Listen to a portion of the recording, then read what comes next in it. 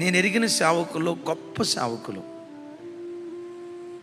వారి వృద్ధాప్యానికి వచ్చినప్పుడు మరణకరమైన రోగాల చేత పీడించబడి కొన్ని నెలల పాటు, కొందరైతే సంవత్సరాల పాటు మరణ పడకలో వేదన పడి బక్సింగయ్య గారు, నేను 95లో హైదరాబాద్ వచ్చినప్పుడు బక్సింగయ్య గారిని చూడటానికి 97లో వెళ్ళా.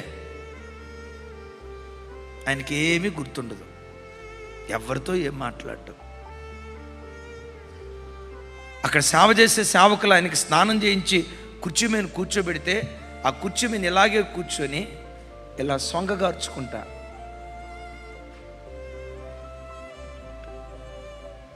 ఎట్లా అనుకుంటా ఉండేవాడు. ఒక్కరోజు కాదు తమ్ముడా, ఒక్క నెల కాదు, ఒక్క సంవత్సరం కాదు, నేను విన్నది ఆల్మోస్ట్ 12 సంవత్సరాలు అలాగే రోగంతో ఉన్నాడట. ఏ పాపం చేశాడా దైవజనుడు?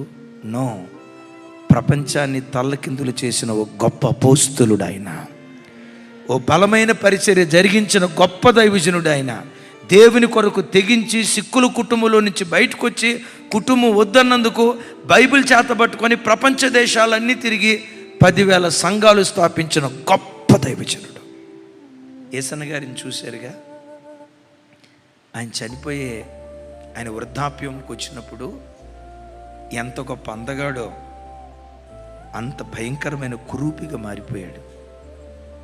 కిడ్నీలు పనిచేయక మొఖమంతా నల్ల కప్పేసి అక్కడక్కడ తెల్లమచ్చలు వచ్చి ఆ పిచ్చి గడ్డం పెరిగి ఎంత వికృతమైన స్థితిలో ఆయన మరణ దశలోకి వెళ్ళాడో ఆశ్చర్యం అనిపిస్తుంది. దీనికి తోడు వాష్రూమ్లో స్నానం చేసుకుందాం, మీటింగ్కి వెళ్దామని అనుకునే లోపు వాష్రూమ్లో కాలు జారింది, ఎముకలు మొక్కలుగా ఇరిగిపోయాయి. ఆ దైవజనుడు చనిపోయేటప్పుడు ఎంత భయంకరమైన మరణ వేదన అనుభవించాడో. మీలో ఎవరైనా శ్రమలతో ఈ రాత్రి వచ్చారా? కష్టాలతో ఈ రాత్రి వచ్చారా? కన్నీళ్లతో ఈ రాత్రి వచ్చారా? మిమ్మల్ని చూసి వాక్యం సరిగ్గా తెలియనివాడు, వీడికి భక్తి లేదు కాబట్టి వీడి బ్రతికెట్ట అయిపోయింది, వీళ్ళ ఇంట్లో ప్రార్థన లేదు కాబట్టి వీళ్ళ సంసారం ఎలా అయిపోయింది, వాళ్ళ పిల్లలకి పెళ్ళి ఎందుకు కాలా, వాళ్ళకి ఎందుకు సంతానం కలగల, వాళ్ళకి ఎందుకు ఉద్యోగాలు రాలా, ఎవరైనా వెకిలిగా మాట్లాడుతూ ఉంటే కృంగిపోకు. ప్రవక్తల దారిలో నీవు నడుచుకుంటూ వెళ్ళే కృప దేవుడు అనుగ్రహించాడు.